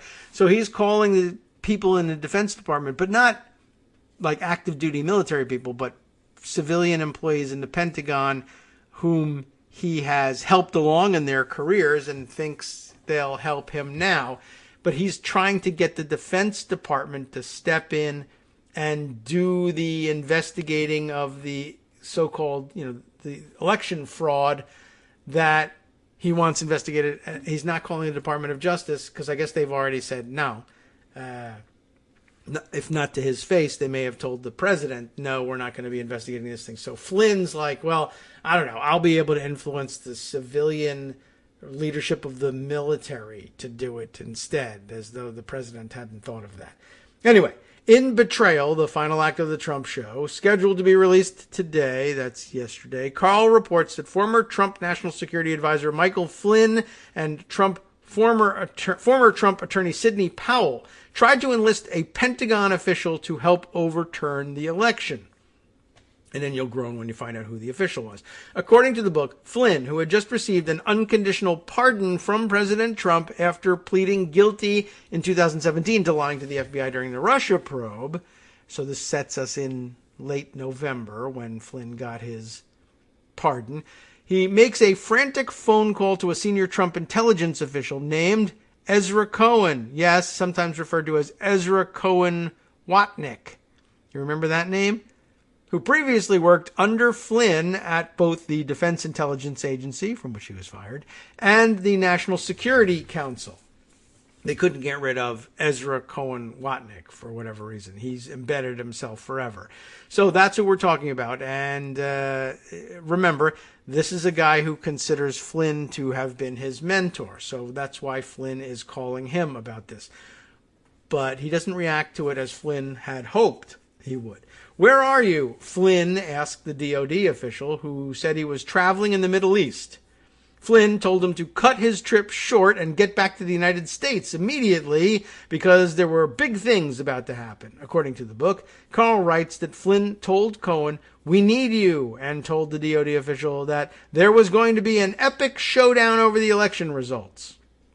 Flynn, according to the book, urged Cohen that, quote, he needed to get orders signed, that ballots needed to be seized, and that extraordinary measures needed to be taken to stop Democrats from stealing the election. As Flynn ranted about the election night, Cohen felt his old boss sounded manic. He was. Carl writes in the book, he didn't sound like the same guy he had worked for. At least there's that. At least, this idiot kid who we keep hearing about was able to tell, I feel like I owe him some allegiance because he's my old boss and mentor, but this guy has changed. He's gone crazy. Something Jonathan Karl didn't really realize until too late. Sir, the election is over, Cohen told Flynn, according to the book. It's time to move on. Flynn, according to Karl, fired back, "You're a quitter. This is not over. Don't be a quitter." Karl writes that after a heated few minutes, Flynn hung up the phone, and that was the last time the two men talked. Maybe. Betrayal also reports that Sidney Powell, Flynn's former lawyer who was then advising President Trump, called Cohen shortly after the Flynn conversation and tried to enlist his help with one of the most far-fetched claims about the election involving then CIA Director Gina Haspel. And this is definitely one of the craziest things I've ever heard. This out-crazies Italygate, which you might remember, which was, the Italians are using military satellites to change the vote somehow. This gets worse. Gina Haspel, this is Sidney Powell now calling Ezra Cohen Watnick after Flynn has made his crazy-ass call and says, Gina Haspel, the director of the CIA, has been hurt and taken into custody in Germany, Powell told Cohen, pushing a false conspiracy theory that had been gaining steam among QAnon followers, according to the book. You need to launch a special operations mission to get her, Powell said. Like, as though somebody in Ezra Cohen Watnick's position couldn't say, hang on a second, and call the CIA and say, I need to speak with Director Haspel. And they would say, hold on, I'll connect you. Hi, Gina, are you okay? Yeah. Where are you now? I'm at headquarters.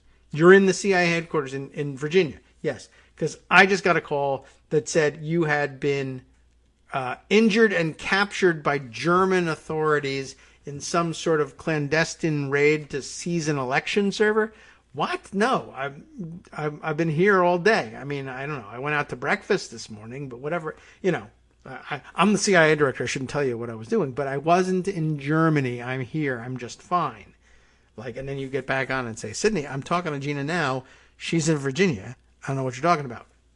I'd just be curious to see what Sidney Powell has to say to that, because I think she comes up with something that she's not confronted with that, but when she's later confronted with Haspel doesn't know what you're talking about, she makes up a story to explain that. Powell, according to the book, was pushing the outlandish claim that Haspel had been injured while on a secret CIA operation to seize an election-related computer server that belonged to a company named Scytl. I don't know, Scytl. None of which, surprisingly, was true. The server, Powell claimed, contained evidence that hundreds of thousands, maybe millions of votes had been switched using rigged voting machines. Powell believed Haspel had embarked on a secret mission to get the server and destroy the evidence. In other words, the CIA director was part of the conspiracy, Carl writes, right? So she told you she was in Virginia, but she's not. She's really and truly being held in Germany, like I said, and she's in on the plot. And not only you have to go and get her, I was saying you have to go and save her from the Germans, but now you've told me that she's tipped you off that she's in on the plot. So now we have to go and get her and force her to confess. That's actually the next part of it. Powell wanted the Defense Department now to send a special operations team over to Germany immediately. Just invade Germany, no problem. They needed to get the server and force Haspel to confess, Carl writes. Imagine being Ezra Cohen Watnick and having Sidney Powell on the line after Mike Flynn telling you, yes, you need to go launch an attack on Germany to capture the CIA director who's not there and force her to confess why she's not there, because she was in on the whole conspiracy somehow to undermine Donald Trump and make him lose the election, when in fact he won overwhelmingly. And at this point you don't go, this woman has some sort of infective parasite in her brain? Hi everyone, it's me, Gil. Minimal contributor to content, but regular contributor to funding for Kagro in the morning. Let's change things up from David's so very tired plea for your contributions with a plea of my own. If you want to add your voice to the show, do it. Record your own segment using your favorite recording device and send it to David.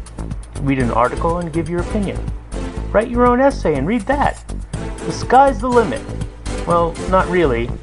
Try to keep it relatively short so David doesn't have to stress about cutting it and hurting your feelings. Join the hallowed ranks of Greg Dworkin and Joan McCarter and be part of this somewhat witty deep dive into political topics with unnecessary censoring. Lend your voice to the show by sending it to kagrox@gmail.com. KAGROX@gmail.com.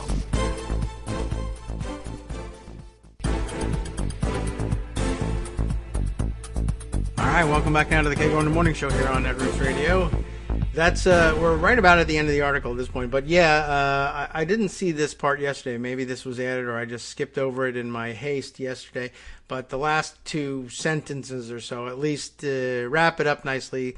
That we do find out that Cohen thought Powell sounded out of her mind, according to the book, and he quickly reported the call to the acting defense secretary. A CIA spokesperson subsequently debunked the claim, telling news outlets that, "I'm happy to tell you that Director Haspel is alive and well and at the office." Neither Powell nor Flynn responded to repeated requests for comment on this version of the story. Okay. Very interesting. At least he was able to reach that conclusion. I don't know. Let's see. I'm going to click on the link to see, when does the CIA spokesperson debunk the claims? Was that something that they debunked at the time? I guess so. Yeah. All right. There you are. We missed this entirely. So we definitely could have found this story out, which is amazing. It's just one of a million that didn't register with us. This is a December 4th, 2020 article from Reuters. Fact check: CIA Director Gina Haspel was not arrested, injured, or found dead. Social media users have been sharing content online at the time that claims Central Intelligence Agency Director Gina Haspel was arrested, injured, or found dead. These claims, likely stemming from QAnon conspiracy theorists, are false. Examples can be seen here and here, and I'm going to look at those. The screenshot of an article dated November 29th, 2020, in this post here, and linked again to Facebook, claims that Haspel was arrested after she was injured in Frankfurt, Germany during a CIA raid to secure, quote, the servers. Not Italy, Germany. The article explains that 5 Special Forces troops, of course, because they sound so cool, and a CIA official were killed in the raid, and Haspel was flown to Guantanamo Bay detention camp, where she was treated and received a tribunal for treason. Why? I'm not really sure. The claim adds that Haspel agreed to help Trump for a lighter sentence of life, which can be revoked if she chooses not to cooperate. The article includes grammar and spelling errors, misspelling Haspel's name as Haspel, Hasple. The claim seems to stem from a conspiracy theory that, I don't even get it. Like, So she was on the raid to seize the servers, but apparently, I guess according to the theory, she was on the raid. I would have thought that Q would have thought that Haspel, being Trump's CIA director, was on the raid in order to seize the servers and prove that the election had been stolen from Donald Trump. But instead, she's on trial for treason, which I guess we're supposed to think that maybe she was trying to steal the server to destroy it so that Trump couldn't find out that the election was stolen from him, and that's why she was flown to Guantanamo Bay and put on trial. What? I don't know. I guess that's it.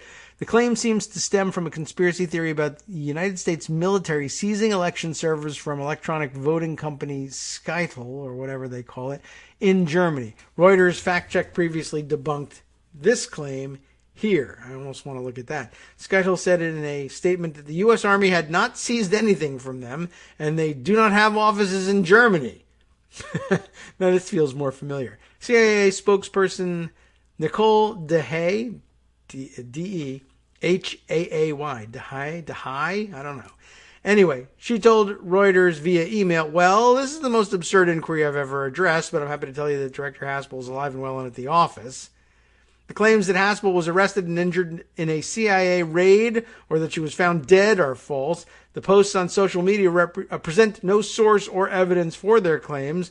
The raid of the building where these posts claim she was arrested or injured did not take place. It is unclear where this screenshot or the claim originated, but its activity online appears to come primarily from groups and boards filled with QAnon content. One screenshot was posted by Rumor Mill News on November 30th, 2020, here, and it's linked. Reuters found a similar screenshot posted on a QAnon website the same day. It is visible in this 8kun file here. 8kun, or formerly 8chan, is a fringe messaging board increasingly popular with QAnon conspiracy theorists. Another post visible here and linked shows a screenshot of a tweet that claims Haspel was found dead from, quote, natural causes, and that this is, quote, going viral in gov circles, but there is currently a strict news blackout. Ah, yeah. The reason no one is reporting this is a news blackout, except for us. This post comes from a now suspended account and was also posted on the QAnon site viewed by Reuters, visible, and another 8kun file here. Verdict, false. There is no evidence to show CIA Director Gina Haspel was arrested or injured in the CIA raid in Germany or found dead. The raid itself has been debunked. This article produced by the Reuters fact-check team, very matter-of-factly. No wonder we didn't read it. It was so boring and dry about such an exciting and ridiculous claim. And I don't know, I guess an underwhelming response to all of this. So, all right. I mean, that's it. That's the latest. And I guess to me, it just puts us right back where we ought to have been all along.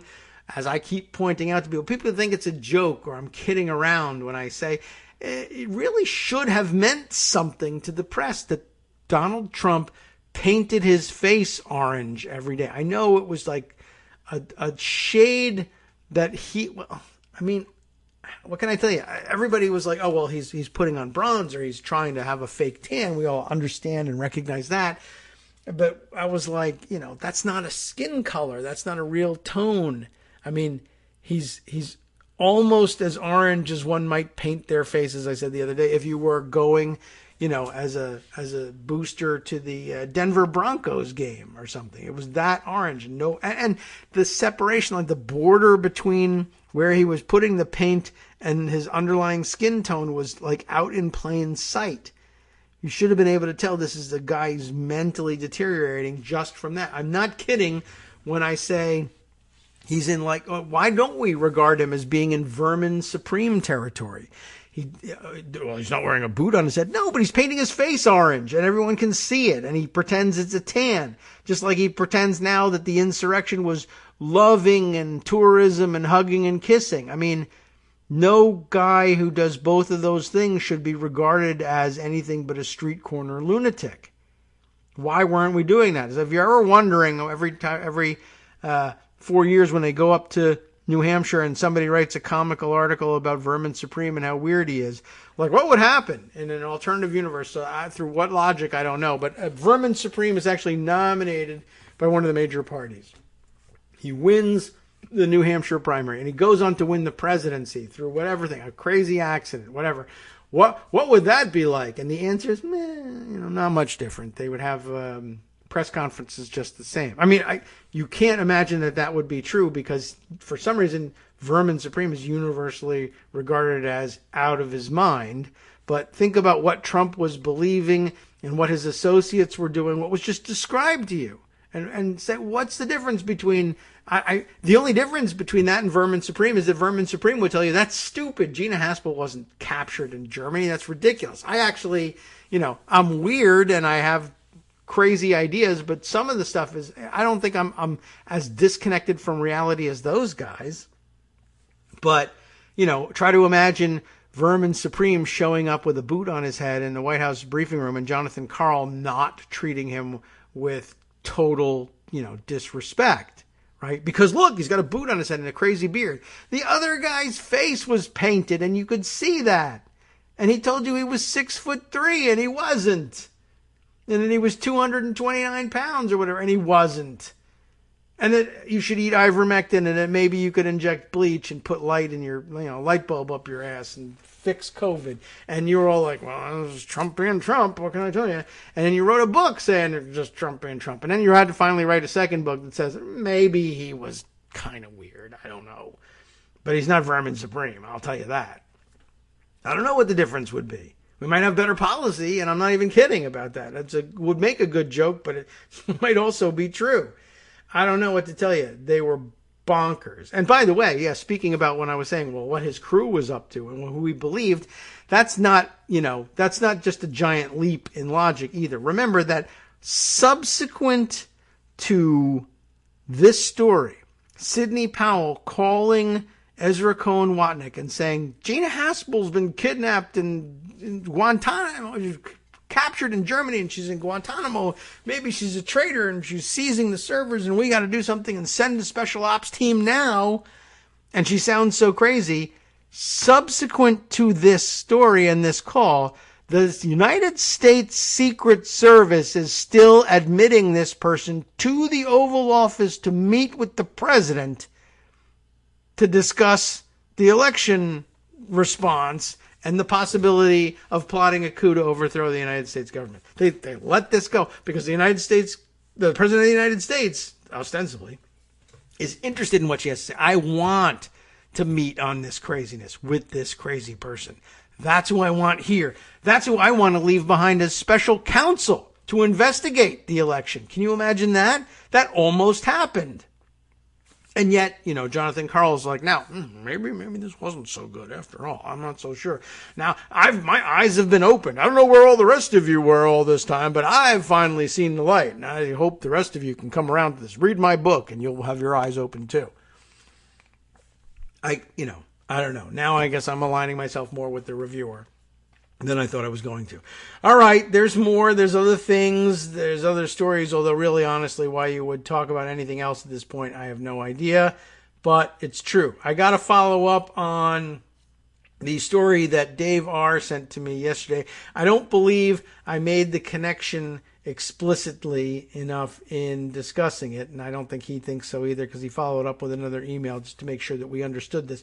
We were musing about the weird dislike that the Russians seem to have for Elon Musk and his Starlink satellite project, which is not all that weird given that most people probably react very badly to Elon Musk. Plenty of Americans also have a weird suspicion and distrust of Elon Musk.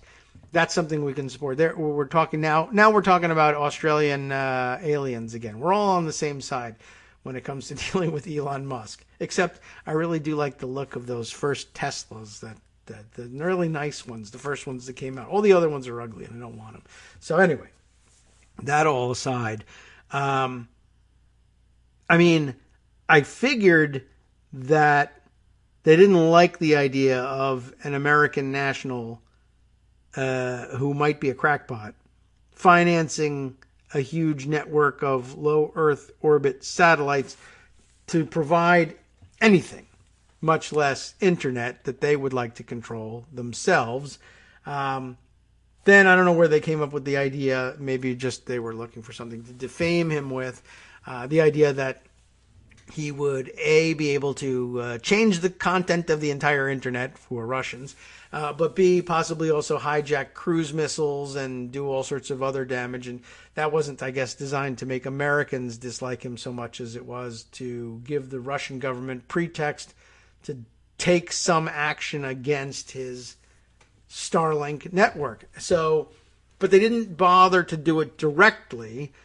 They instead blew up one of their own satellites, which is the sort of thing that baffles people but makes people say, I guess they have the right to do that, except that it creates this enormous debris field, which they don't really have the right to do, but it's hard to figure out like how to punish them for this. But Dave R. wanted me to point out, Starlink operates in low Earth orbit. This debris field has been now created in that same low Earth orbit. It presents danger to astronauts on the International Space Station, yes, and I guess the news media figured that was the thing about which we would be the most concerned, because it involves human beings and life, and that's a pretty good guess. And nobody knows how much empathy, I guess, could be mustered for the possibility that Elon Musk's investment in the Starlink network could be destroyed. But the Russians might, in fact, be very happy to see that be the outcome, even if it means they can't launch any more spy satellites of their own. Perhaps they just don't have the money to do that or the interest in doing that. And they're just more interested in blinding American spy satellites and also taking out Elon Musk at the same time. So that's a possibility that's out there and that we should make plain. And I did happen to see something this morning tweeted out by The Hill, because they put pictures and everything. Outcry grows over Russian missile test that hit satellite, written by Ellen Mitchell. And let's see whose outcry is growing and in what way. Because remember that Dave R.'s initial concern here was that it wasn't getting the attention that it ought to get. Russia's missile test that struck a defunct space satellite, the worst kind of satellite, has U.S. officials and lawmakers rattled over fears Moscow seeks to further militarize space, with calls to hold the Kremlin accountable. Sure, a bunch of criminals to be held accountable. The satellite explosion created at least 1,500 pieces of trackable space debris and hundreds of thousands of smaller pieces, which officials say could threaten astronauts and other satellites. It also comes on the heels of an aggressive Russian military buildup near its border with Ukraine. I was wondering whether they wanted to blind satellites to that, but they need to blow up a few more of them in order to get that done. Russia on Tuesday confirmed it was behind the test, but dismissed U.S. concerns, spurring lawmakers to call on the Biden administration and allies for action. Yesterday's anti-satellite test by the Russian military makes it clear that Moscow is willing to threaten the peaceful use of outer space, further militarize this domain, and disregard any consequences for all nations, House Armed Services Committee Chair Adam Smith, busy guy, said in a statement on Tuesday.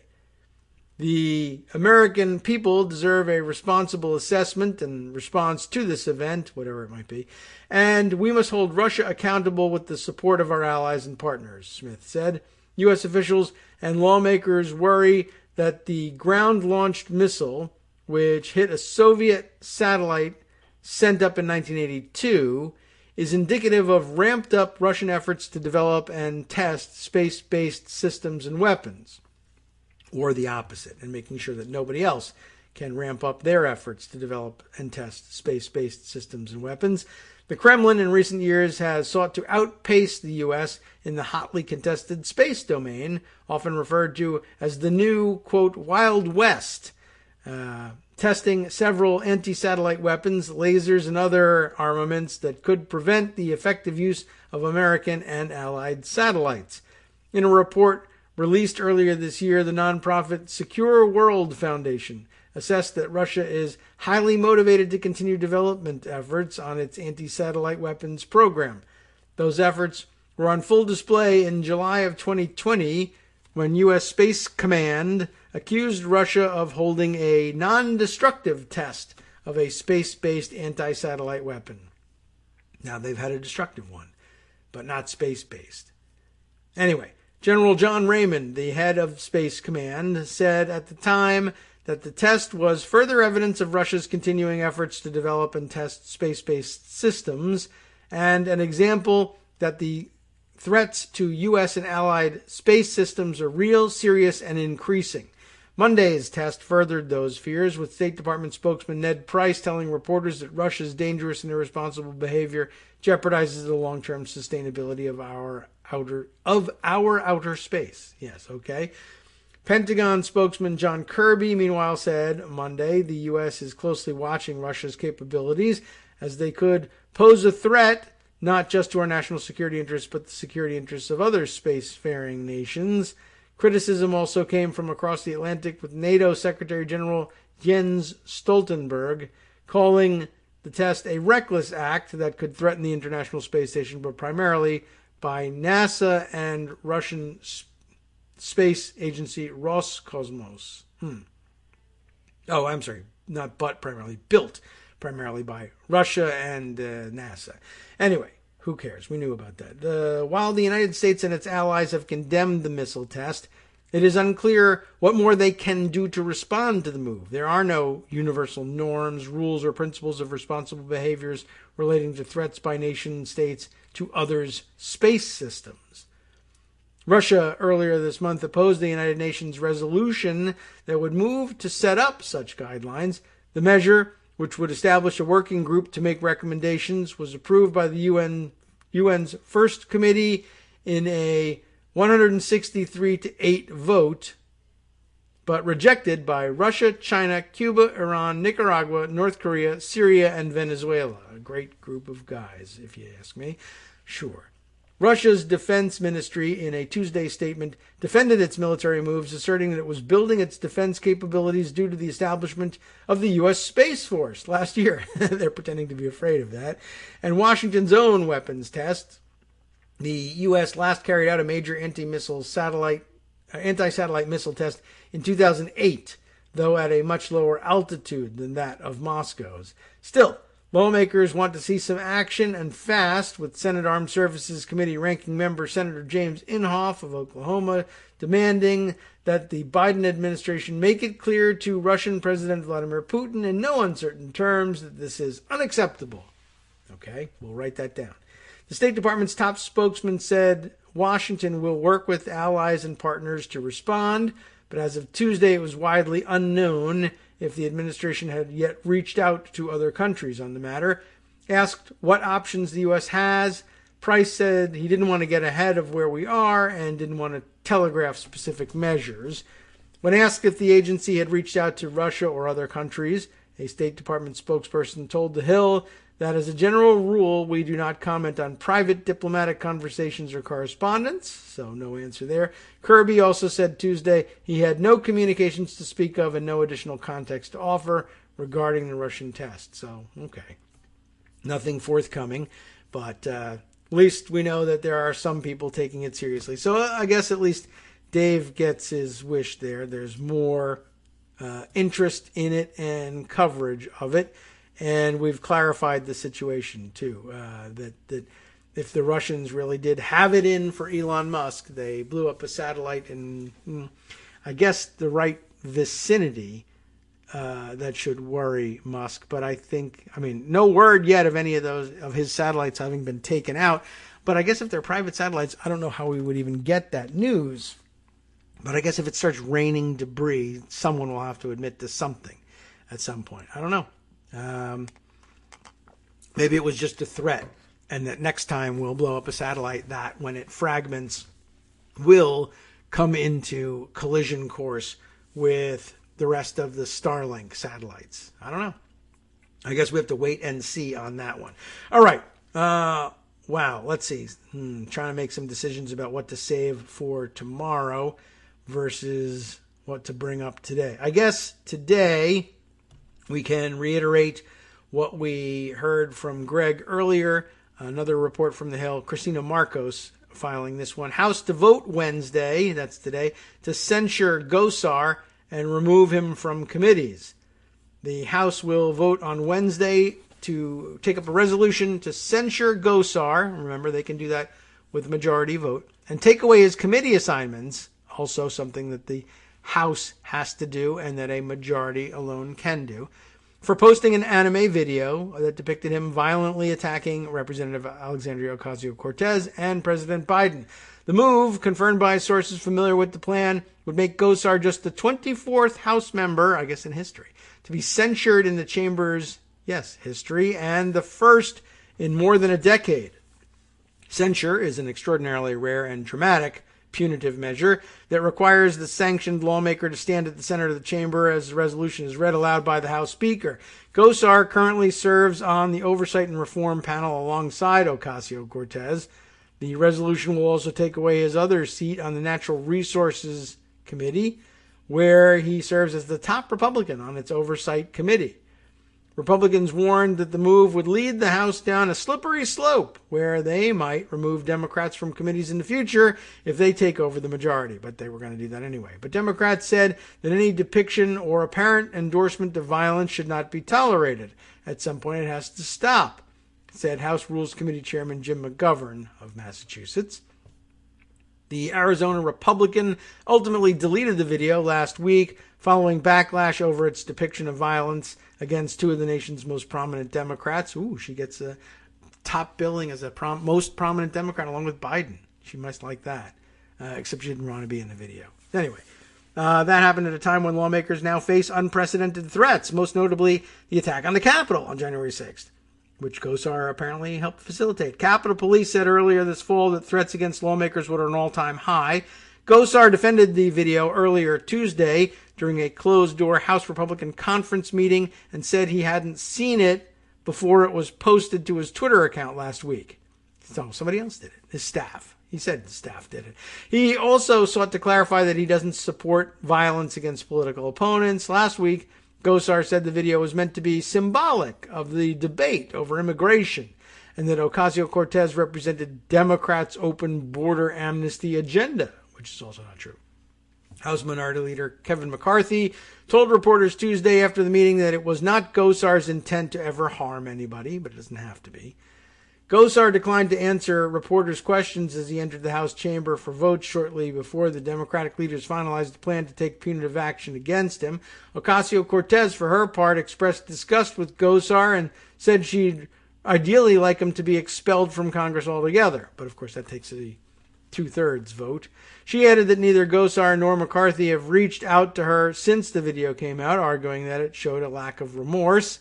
I think that in a perfect world he'd be expelled, Ocasio-Cortez said. If he was telling the truth, he would have apologized by now, but it's been well over a week. The censure resolution introduced last week by Representative Jackie Spear, California, now retiring, we find out, a Democratic Women's Caucus co-chair, states that depictions of violence can foment actual violence and jeopardize the safety of elected officials as witnessed in this chamber on January 6, 2021. The last House member to be censured was former Representative Charlie Rangel of New York in 2010 over a variety of ethics violations, including failing to pay taxes on a vacation home in the Dominican Republic and misusing official letterhead for fundraising. The other types of misconduct leading to censure over the past 2 centuries have included House members engaging in violence toward colleagues, using unparliamentary language to insult a fellow lawmaker during floor debate, and sexual misconduct with House pages.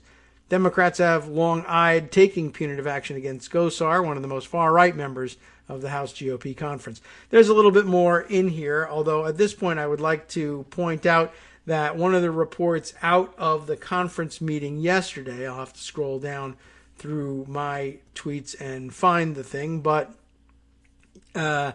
yesterday, I can't remember exactly who it was, but they were Republicans were defending their decision not to take action against Gosar, and one of them, I'll find out who for you, had said, we live in dangerous times, that's the way it is, and if you're in public service long enough, you're going to get death threats. We all get them.